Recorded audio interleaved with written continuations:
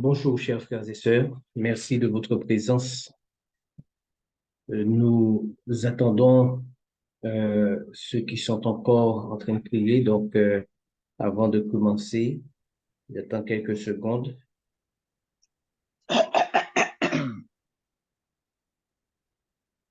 Voilà, je crois que nous sommes tous de retour.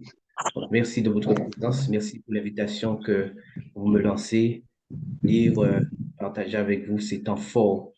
Je remercie Dieu aussi pour votre persévérance et aussi le fait que l'équipe tient, même si c'est une petite équipe, mais elle est fidèle.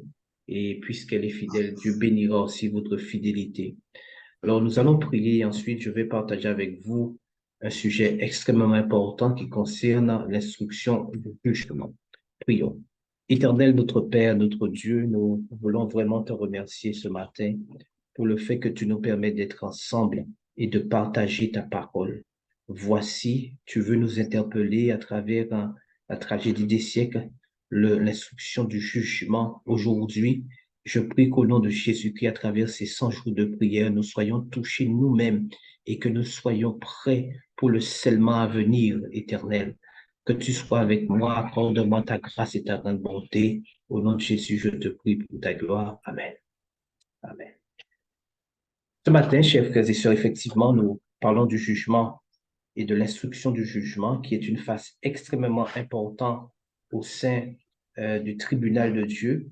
Et tout cela, nous avions déjà tous ces éléments bien, écrits dans la parole, mais compte tenu du désordre que Satan a voulu installer, c'est-à-dire les troubles que nous avons connus avec l'Église romaine qui voulait détourner la parole, mais Dieu n'a pas permis avec tous ces réformateurs, toutes ces révélations qui se sont faites. Finalement, la parole de Dieu s'est tenue debout et a donné la possibilité à des hommes et à des femmes d'étudier en toute quiétude et de pouvoir avancer sur les révélations que les prophètes nous avaient déjà données, mais que nous n'étions pas en mesure de comprendre parce qu'il y avait une puissance satanique qui empêchait les enfants de comprendre le dessein de Dieu. Alors, l'une des premières choses que je souhaite dire ce matin par rapport au jugement, il faut savoir, chers frères et sœurs, que Dieu ne fait jamais rien sans le révéler à ses serviteurs, les prophètes. C'est pourquoi, lorsqu'il parle, lorsqu'il a des intentions, Dieu le révèle. Et Dieu n'a pas, dans sa révélation, mis à côté l'instruction du jugement, le jugement. Et ce matin, je voudrais me concentrer sur une partie, puisque demain, si Dieu le veut, je reviendrai, mais je voudrais me concentrer sur une partie. C'est important pour vous et pour moi de savoir que 2303e matin, Daniel 8, verset 14, est lié au début du jugement de Dieu, c'est-à-dire l'instruction du jugement, c'est-à-dire l'ouverture du jugement. Et qui est jugé, ce sont les hommes. Les hommes sont jugés en premier lieu, et ensuite, nous verrons de manière plus particulière quelle catégorie d'hommes, et ensuite, comment les choses se passent. C'est important pour vous et pour moi de savoir que lorsque cette instruction se fait, donc Daniel 8, verset 14, on sait qu'à travers le grand désappointement, que Jésus, finalement, est entré dans le lieu très saint. Et Jésus est entré dans le lieu très saint, mais en entrant aussi dans le lieu très saint, nous pouvons dire aussi qu'il y a cette comparaison avec le tribunal. C'est comme si qu'il est aussi dans un tribunal. Et donc, nous aurons l'occasion d'expliquer ça, mais il va manquer du temps. Je ne peux pas avec aussi peu de temps. Cependant, ce qui est important de savoir, c'est que dans ce tribunal, on voit très clairement qu'il est mis l'accent sur l'ancien des jours. L'ancien des jours, et on donne des descriptions par rapport à comment il était avec un vêtement blanc. Il s'agit du Père. D'accord? Le Père est présent. Nous allons retrouver le Père présent dans toute sa puissance. Et on va voir qu'il y a 1000 milliers, 10 000 millions qui le servent. Ce sont les anges. Et donc, ils sont ensemble et des livres furent ouverts. Ensuite, on va aussi voir, selon le prophète, qu'il y a le Fils de l'homme qui vient.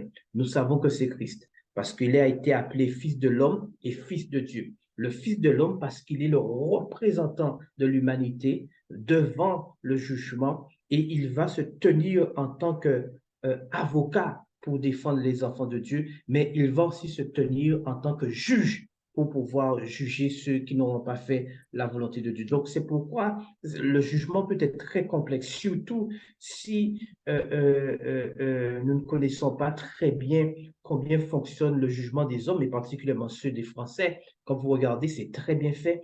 Si vous prenez le temps de parler avec un avocat, si vous prenez le temps de parler avec un juriste ou un juge, vous verrez que on ne peut pas dire que quelqu'un est coupable juste parce que on aurait vu quelque chose se passer. Il y a plusieurs étapes qui doivent se dérouler avant que cela se produise. Maintenant, on sait que le jugement va s'ouvrir. Et c'est important aujourd'hui pour vous et pour moi de savoir que dans le jugement, il y a des documents, il y a un registre. Il va y avoir ce qu'on appelle des registres dans le ciel et ces registres vont être ouverts. L'instruction du jugement veut dire quoi? Ça veut dire que avant qu'on ait le jugement exécutif, c'est-à-dire la peine qui doit être appliquée, il y a une instruction, c'est-à-dire une investigation qui doit être faite pour pouvoir avoir des preuves tangibles pour dire que oui, nous pouvons appliquer 1 an, 2 ans, 3 ans, ou bien une condamnation, comme je dirais au niveau de l'État français, on pourrait dire à vie. Donc, c'est pourquoi ici, Dieu fait la même chose. Dieu va prendre le temps, et plutôt c'est les hommes qui font la même chose que Dieu, mais Dieu va prendre le temps pour juger tous les êtres humains. Donc, il va avoir une instruction, donc il va analyser la vie de toutes les personnes. Et ce matin, je mets l'attention particulièrement sur quelle base. Pour regarder, quand nous lisons la tragédie des siècles, Dieu va ouvrir le jugement par rapport à certains documents. Et le premier document qui est présenté, que Ellen White avance, c'est qu'il y a le livre de vie. Donc, le livre de vie est le premier livre qu'on retrouve. Donc, ne l'oubliez pas, le livre de vie, c'est le premier livre qu'on retrouve et on voit que par la grâce de Dieu, il est important que notre nom soit inscrit dans le livre de vie. Si ce n'est pas écrit dans le livre de vie, mes frères et sœurs, nous aurons des difficultés. Et donc, il y a le livre de vie où tous les noms de tous ceux qui sont entrés au service de Dieu sont là. Donc, c'est important pour vous et pour moi de savoir qu'il y a ce livre-là. Maintenant, il y a un deuxième livre. Le deuxième livre que nous retrouvons. Donc, le livre de vie, c'est là où on trouve tous les noms des enfants de Dieu au service et qui sont là. Et vous verrez quelque chose. Vous verrez quelque chose parce que notre nom peut être inscrit dans le livre de vie, mais notre nom peut être effacé du livre de vie. C'est terrible. Ensuite, nous allons retrouver un deuxième livre. Le deuxième livre qu'on retrouve, mes frères et sœurs, dans la parole, eh bien, vous allez voir, se trouve dans un livre de souvenirs. Et Malachie en parle. Malachie parle de ce livre de souvenirs où tout ce qu'on aurait fait de bon est inscrit. Et c'est pourquoi, pour ceux qui craignent Dieu et qui honorent son nom, leurs paroles de foi, leurs actes de bonté, tout est enregistré dans le ciel. Et donc, c'est pourquoi c'est important de savoir que nos actions sont enregistrées, nos intimes convictions les plus profondes sont enregistrées. Tout ce que nous faisons qui est correct sont enregistrés. Et ensuite, mes frères et sœurs, il y a un autre livre. Et ça, c'est le troisième livre. Le troisième livre est le livre de péché, qu'on pourrait appeler le livre de mort. Malheureusement, ceux qui perdront la vie trouveront leur nom inscrit dans le livre de mort. C'est là où tous les péchés non confessés, tout ce qu'on fait qui est mal, toutes les pensées intimes, tout ce qui est caché est inscrit dans le livre de mort. Frères et sœurs, c'est compliqué tout ça. C'est compliqué. Quand on pense qu'on double Dieu, on ne double pas Dieu. Certaines personnes pensent qu'ils font, et on verra ça demain si Dieu le veut, ils ont de beaux visages euh, euh, euh, euh, devant les êtres humains, mais le cœur, l'intimité du cœur va dévoiler une autre chose et ça ne peut pas cacher cela au Saint-Esprit ni aux anges de l'Éternel. Quand on viendra, nous serons juste devant le Seigneur et nous ne pourrons rien faire. Ensuite, il y a un quatrième livre. Et ce quatrième livre, pour moi, est la fondamentale. Rappelez-vous d'Apocalypse 14, verset 12, qui dit, c'est ici la persévérance des saints, de ceux qui gardent les commandements de Dieu et qui ont la foi de Jésus. Le 4e livre, c'est les 10 commandements de Dieu, qui est le caractère de Dieu. Donc, on retrouve, eh bien, la loi de Dieu, les normes. Eh bien, quand nous voyons cela, mes frères et sœurs, nous allons voir qu'à partir de ces 4 éléments, Dieu va juger. Et nous verrons comment cela se fera demain, si Dieu le veut. Donc, ne l'oublions pas. Le premier livre qu'on retrouve, c'est le livre de vie dans l'instruction. On retrouve deuxièmement le livre de souvenirs. Ensuite, on retrouve troisièmement le livre de mort ou de péché. Et quatrièmement, on retrouve les 10 commandements, qui est la base sous laquelle Dieu va juger. Donc voilà en ce matin ce que je souhaiterais partager avec vous. Ce que je pourrais aussi vous dire, c'est que l'instruction a déjà commencé. Donc le jugement a commencé depuis 1844. Et il faut savoir que cela commence par la maison de Dieu. Le jugement commence par la maison de Dieu. Et si le jugement commence par la maison de Dieu, allons voir.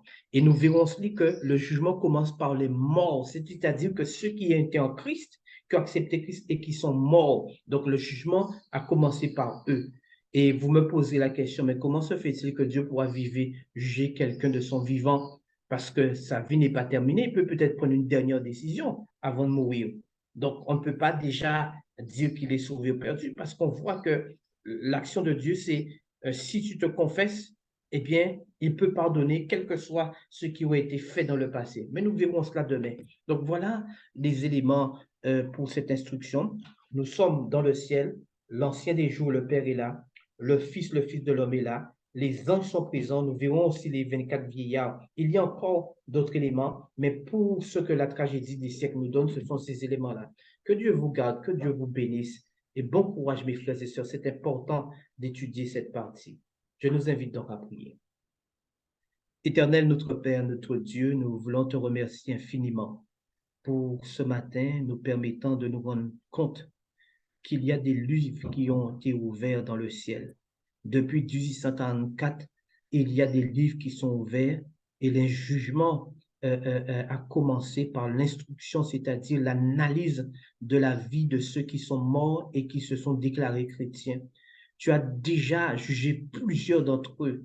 Certains ont été sauvés, leur nom est resté inscrit dans le livre de vie, mais d'autres, leurs noms sont sortis du livre de vie et sont inscrits dans le livre de mort. C'est pourquoi aujourd'hui, nous qui prions ensemble, donne-nous d'être conscients que notre vie est analysée, que des anges marchent avec nous, que le Saint-Esprit en nous nous analyse et que toi, Père, tu regardes et nous savons que Jésus se tient en tant que Fils d'homme pour nous accompagner. Éternel, étends ton bras, fais du bien à ton peuple, ouvre nos cœurs, prépare-nous, scelle-nous pour ta venue, parce que tu sais que si nous ne sommes pas scellés, aucun de nous ne pourrait voir le royaume de Dieu parce que nous vivons à la fin des temps.